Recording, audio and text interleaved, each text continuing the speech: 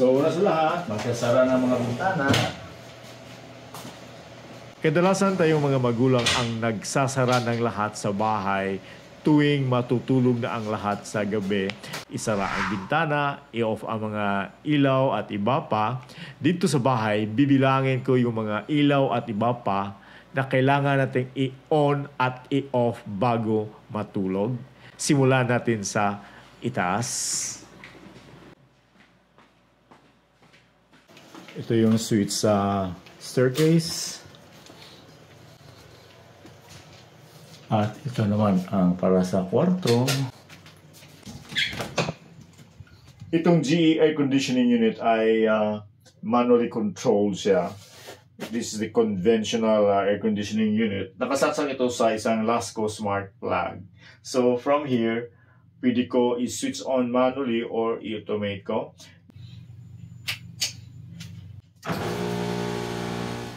Itong light strip dito sa bubong ay remote controlled using this IR remote controller.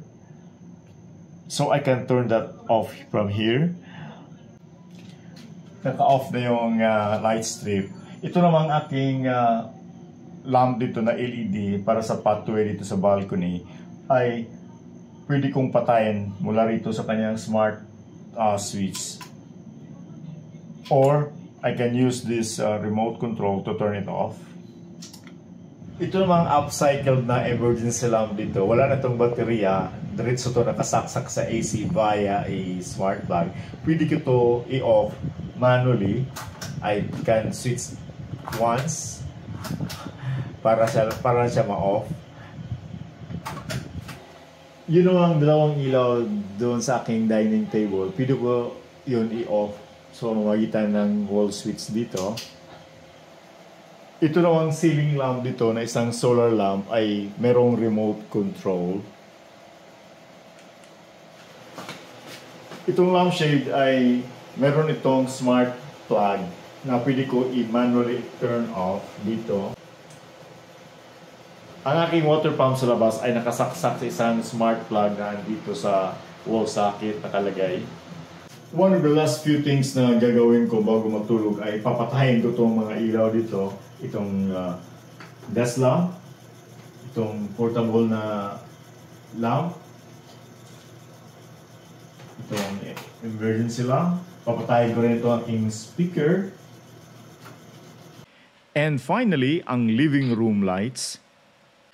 At least 11 switches yung ginalaw ko just before going to bed, and it took me about 10 minutes to do it all. Using smart home automation, I can do it all in one voice command. Good night. Una sa lahat, mag-subscribe muna kayo sa aking channel para suportahan ito.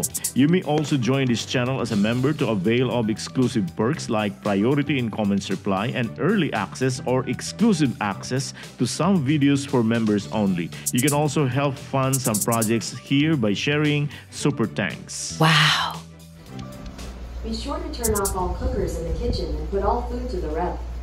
Reminding you to close all windows, turn off JBL monitors, and put the tablet on airplane mode. Alright, stopping Xiaomi speakers. GE Aircon is on. On Google Home, I created bedtime automation turning on and off 8 devices. These devices are my GE air conditioning unit, Xiaomi speakers, emergency lamp, lampshade, pathway light, desk lamp, and water pump that can be controlled directly on Google Home app. Di ba sabi ko, 11 switches yung ginalaw ko bago matulog? Isaan na yung iba? Isa-isahin natin yan. Now, some of my devices are IR controlled using the IR smart controller. So ginawa ko, pinadaan ko yun dito sa Lasco plug para masabay na siya sa automation with the Google Home. Pag mag-on na tong Lasco plug para ma-on ang air conditioning unit, mag-off yung ibang devices, yung mga ilaw sa labas, like the may light strip sa bubong. Then, ginawa ko is I join this with my automation. So, nasali siya. pag mag-off yung air conditioning unit, ay mag-o-off din to siya. Ginawa ko to sa pamamagitan ng paglagay ng smart IR controller. Isang Lasco IR smart clock controller. Nilagay ko siya dito sa harapan ng kanyang sensor. Pag ang automation nito, pag mag-off ang air conditioning unit via the Lasco plug, mag-o-off din ito, matatrigger siya. Ito namang solar ceiling lamp sa kitchen ay ganoon rin. Kasali ito sa Lasco socket plug automation rule. This time, gumamit ako ng ibang IR smart controller na kaharap din ng ceiling lamp. So, pag on ang aircon sa itaas, mag-off na rin itong ceiling lamp. Sabay dumaan dito sa controller ang pagpalakas ng brightness sa solar ceiling lamp sa loob ng comfort room. Nakabukas yan overnight ang solar ceiling lamp sa CR. Also, yung stand fan ay dumaan rin dito sa IR smart controller. Itong fan na ito, Black & Decker, hindi ko ito ma-automate because ma-automate ko man pero limited. Hindi siya pwede isali sa Google Home para sa automatic on and off. Kasi, iba kasi yung button dito. But for speed at sa kanyang swing, pwede kong gamitan o idaan sa IR remote control.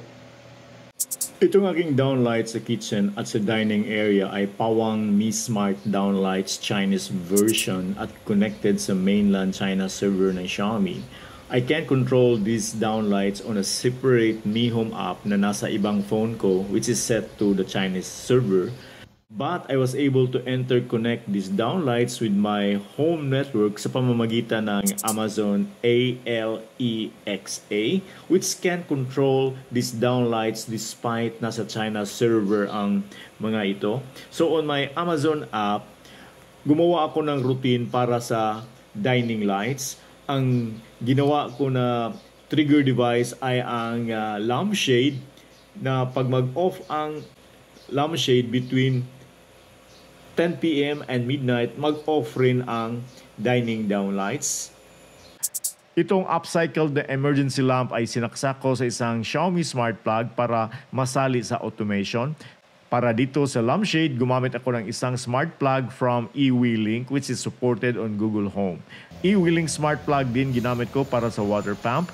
Kailangan kong papatayin ang water pump pag tulog kami para maiwasan na aandar ito kung sakali magkakaroon ng leak sa bahay habang tulog kami. Hindi. I really hope. Ano? Oh, nagkamera to. Nagkamera. Oh, may kamera. Okay. So, ito na. Diretso na kami. And I don't have to turn on the wall switch here for the room because the automation already includes the room lights. You see that? Paano ko ba na-link ang iba't ibang devices using various platforms? Xiaomi, Tuya, eWeLink, Yeelight at iba pa. Nilink ko lahat ang mga apps sa Google Home. Paano? Go to Devices tab sa Google Home, tap Add Sign. Mababasa mo dyan Matter Enabled Device, Google Nest or Partner Device, and Work with Google Home. Piliin mo ang last, Works with Google Home. Dito sa aking Google Home account, nakalink na ang eWeLink, Smart Life, Tapo, Toya Smart, Xiaomi Home, and Yeelight. You can choose other apps in the list below. Pwede rin sa individual app mo i-link ang app with Google Home. Hanapin lang ang third-party support or similar words. Meron ba akong madagdag na automation para sa bedtime? Meron pa. Itong mga devices sa aking table, kailangan ko itong i-automate. I can do that by using Smart Socket. I'm planning to buy the Wi-Fi Smart Outlet from Tapo. It's actually a wall socket na mayroong 3 smart sockets, 3 always-on sockets, at 3 USB ports na pwede rin makontrol on the app. Abangan ang video na yan by the time na makabili ako ng Tapo wall socket. Itong living room ko ay talagang balak ko na lagyan ng smart ceiling lamp. At yung solar fan na yan ay pwede ko i-automate rin using another IR smart controller. Yung ilaw sa staircase, pwede ko rin palitan yun ng smart bulb para masali sa automation. Yung Samsung air purifier sa kwarto ay hindi smart but it can be automated yung on and off function niya using a switch boot switch, isang mechanical smart switch na merong robot arm na siyang mag-push sa button sa purifier manually, mechanically, not manually, mechanically kasi robot. Itong Hamden Rensu dito sa kitchen ay hindi to siya smart. May puro mechanical ang mga switches dito. But I can automate the switches here using the switch boot, yung robot arm. Hopefully makabili ako nito. So ang gagawin ko nito every night, I manually turn off the light. Dito naman sa aking workbench, itong diffuser light dito ay ginawa ko lang itong aesthetic light. Wala na siyang diffuser. Ay on buong gabi, mag-off to by sunlight, nang mag-off din yung lamp doon sa labas, yung doghouse ko. Pero ito, isang ilaw dito, pwede ko i-manual off ko to siya kasi dito pwede i-automate.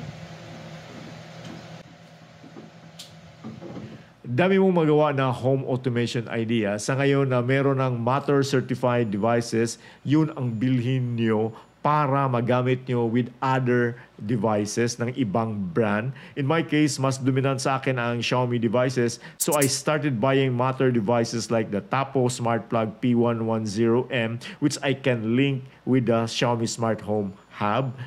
And by the way, when I close the doors sa gabi, the door contact sensor will arm my security alarm system. Ginamit ko ay ang lumang Mi Control Hub 2 with window and door sensors. So kung may magbukas ng windows o door habang tulog kami, tutunog ng malakas yung alarm ng control hub at sabay iilaw ang mga smart lights dito sa bahay. Hopefully hindi ako mapasok ng magnanakaw. Okay. At hopefully magigising ako. If you have questions or ideas, pakilagay dyan sa comment section. Daghang salamat, bye.